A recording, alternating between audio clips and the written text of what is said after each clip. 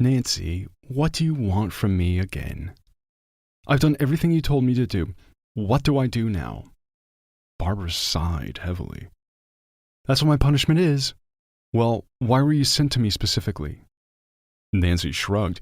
She would have preferred to work in some other hospital too. I only wish they had other hospitals in town. Nancy had wanted to be a nurse from an early age. It was she who wanted to be a nurse, not some doctor. Even though her mother told her, "But honey, you're never going to get anything else out of nursing school. That's all you're going to be doing for the rest of your life. Your only career advancement will be from nurse to head nurse." But Nancy only laughed. "Mom, at least I'll be a good nurse.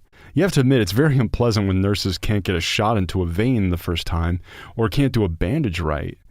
And I will do everything right. I'm sure all the patients will appreciate me. And then you know my gentle nature. And being a doctor means making decisions that could cost a patient's life. I'm not mentally ready for that yet. Maybe I will be someday. Although I'm not sure." "All right, daughter, you do as you please. On the other hand, you're right. It's never too late to learn." Nancy had been working at the city hospital for a week, but it was hard to call it work yet. She was put on shifts with the more experienced nurses, and she was not given any independence. Nancy so wanted to be a real nurse, especially since she had seen the work of her more experienced colleagues. Nancy was certainly better at administering IVs, and she didn't give such painful injections. The patients, when she was in practice, were only surprised because they didn't feel anything. "Barbara, I'm not doing anything bad to the patients. I just want to work." The older nurse was only 5 or 7 years older than Nancy. She was very proud of her position and tried as often as possible to show the other nurses her superiority. Those who had worked here long ago had learned to respond to humiliation, or simply ignore it. Nancy was still very sensitive to everything. "You want to work? Fine, I'll get you a job. Go to the emergency room. It's Friday. The alcoholics and the homeless will be out in the streets, so there's plenty of work for everyone." Nancy nodded eagerly and made her way to the emergency room. She sincerely believed that if a person was homeless or rich, it made no difference. It was a person, and he needed help. The emergency room was fun in its own way. Some drunk woman with a bandaged head was singing songs. A man, also apparently not quite sober, was yelling in foul language at the frightened nurse who was trying to take his blood. And rounding out the picture was a fat woman who had brought her husband and kept threatening the entire staff with a lawsuit. Nancy sighed and went to do her job. After a couple of hours, there was a calm atmosphere. The nurse looked at Nancy. "What were you sent here for?" The doctor raised his glasses to his forehead and looked at the girl with interest too. "Are you the new nurse?" Nancy nodded. "And you've already managed to screw up your relationship with Barbara?" Nancy shook her head and accepted the mug of tea her colleague handed her. "No, not at all. I'm not fighting with anyone. It's just that I haven't been put on the work shift by myself yet, so I follow the head nurse, constantly asking her for work. Today, I guess I finally pissed her off." The doctor laughed. "Well, let's get acquainted then. This is Margaret, and my name is Ian. You drink your tea. In 1 hour or an hour and a half, a lot of patients are going to start again." Nancy sipped her tea and asked, "Well, it's not hard to guess. Now everyone has bought plenty of alcohol because liquor will soon stop being sold in stores. Everyone thinks they've had enough. They sit at home and drink quietly. Soon everyone will begin to realize that this alcohol is still not enough, and they'll go out on the street in search of more.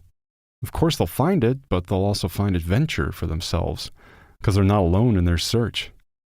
Nancy exhaled with delight. "Wow, you're a genius." Margaret and Ian laughed amicably. "No, Nancy, that's not it. It's just that I've worked in this hospital long enough, and I've lived in this town even longer, and I'll talk to Barbara. I've been watching you work. You don't need to learn anything anymore." "Thank you very much. I'll be fine. I won't let you down." For about an hour, they rested. Nancy, of course, tried to do something useful, but Dr. Ian commanded, "Nancy, you don't have to do anything. Rest for now. Believe me, you'll do more today than you did while you were in the hospital." And he was right. The first patient was brought in an hour later, a totally sober man. He was beaten by some drunken hooligans when he went out to buy cigarettes. Fortunately, they brought him in on time, and they sent him to surgery too, so his life wasn't in danger. Then they brought in a slightly drunk but very aggressive guy who had been dumped by his girlfriend. He was drunk and he was just hitting on all the passersby. He kept picking on them until he ran into people who explained to him that it wasn't okay to do that. The guy had to have his nose fixed up and his lip stitched up. Then the flow of patients became endless. Some were released home after being examined and given first aid. Some were left in the hospital. There was the grandmother who accidentally knocked over a kettle of boiling water, a man who stumbled on the stairs, a woman who gave her husband a scandal and, not calculating the force of the blow, broke her arm. At 5 a.m., the flow of patients diminished sharply. Dr. Ian commanded again, "Everyone to bed. The morning patients will be going in a couple of hours." Nancy couldn't help herself. And morning patients, what are they? Those are the people who endure pain all night, not wanting to bother the doctors, and then they are brought in the morning in a very bad condition. Nancy froze. That's right, her mother is just like that. She had an inflammation once. She got a high fever. Nancy takes the fever down with medication. An hour later, it crept up again, so the girl decided to call an ambulance. The time was about 3 in the morning, but her mother flatly forbade calling an ambulance. "If I don't get better, you'll call an ambulance in the morning. Why bother the doctors in the middle of the night?" Nancy's night shift at the hospital came to an end. She returned home in the morning with a feeling of complete satisfaction. For the first time, she was working exactly the way she thought she should work, that Dr. Ian hadn't cheated and had talked to Barbara. Nancy knew as soon as she stepped in for her shift, Barbara looked at her with an unkind look. "Well, why did you complain about me?" Nancy suddenly remembered what the girls had said about the head nurse. They had said that Barbara wanted to marry very much, and that Ian was one of the candidates she was considering. True, the doctor himself paid no attention to her.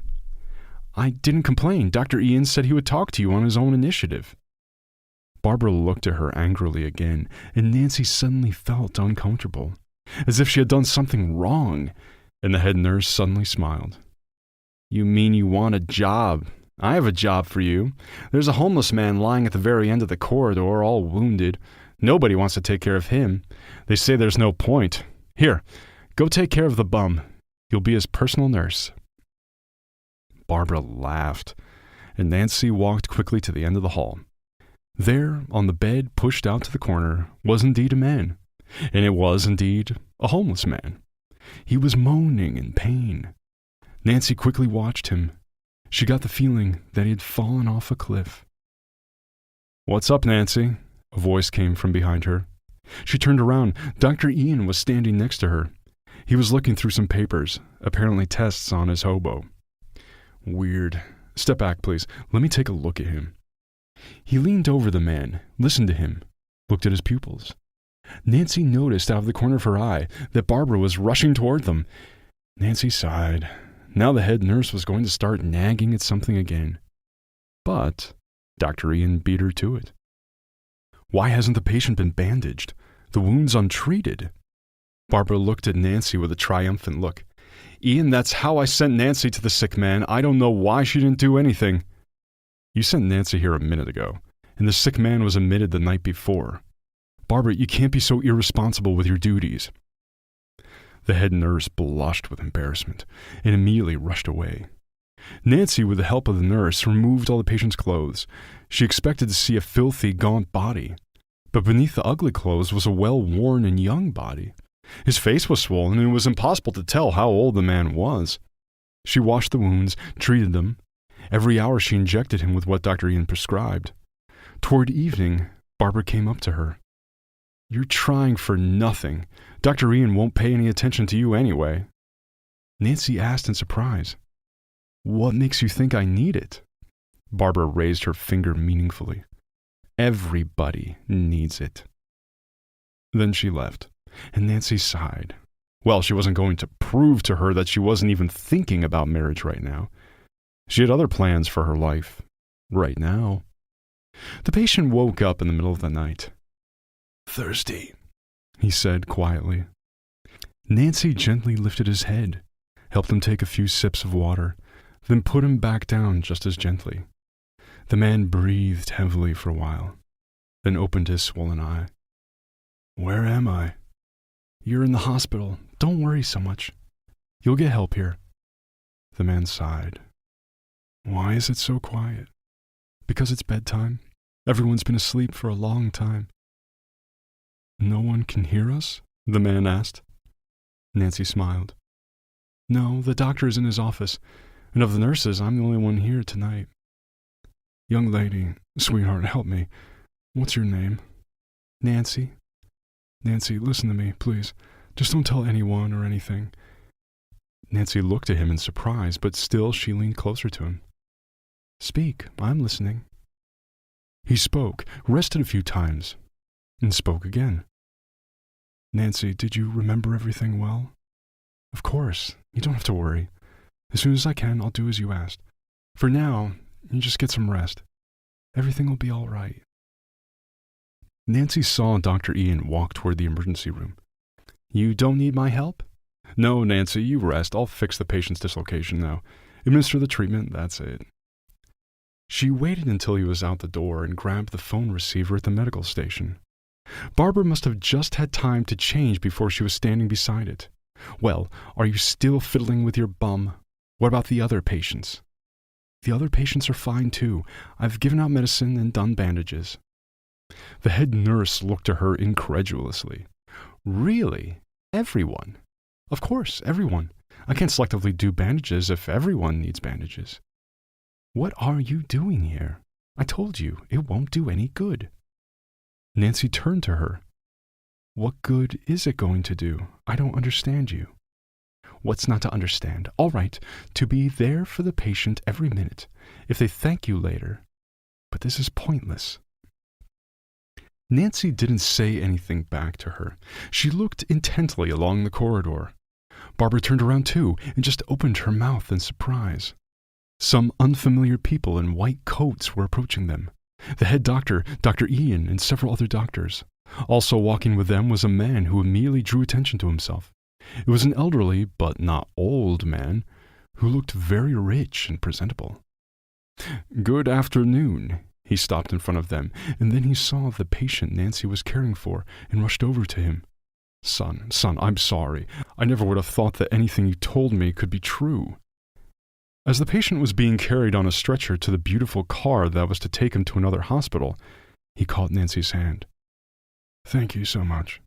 If it wasn't for you, I don't even know what would have happened to me. I heard everything they said about me. I just couldn't say anything. We'll definitely see you again. Nancy smiled. Get well. Your daddy really needs you. The door closed, and Nancy turned to go change. But immediately she bumped into Barbara. She muttered enviously. And you're not as easy as you want to seem. Just don't get your hopes up. He won't even remember you in 5 minutes. Nancy laughed. What's the matter with you? I didn't think about it at all. A man will get well, that's all that matters. She bypassed the head nurse and went to change. A month passed. Nancy often avoided Barbara in order to keep out of her sight, and seriously considered transferring to another ward. The head nurse was sure to ask Nancy 3 times a day, when there were more people around, well, what about your rich patient? Did he so not deign to remember you?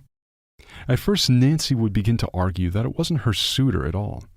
Then she would just walk away in silence, and the head nurse called her exclusively rich man's bride. Today was business as usual. Nancy came into the hallway from her room. Nancy, isn't that you? She turned around abruptly. In front of her stood the very patient the young stepmother had decided to get rid of. Behind him stood 2 guards, and the young man himself was holding flowers. I just got back from Germany today for treatment there. Nancy, and I had no idea you were so beautiful. She saw that everyone came out of the nurse's room into the hallway, including the head nurse, who was all outraged. Nancy, tell me, when can you go to the restaurant with me, and walk around town in general?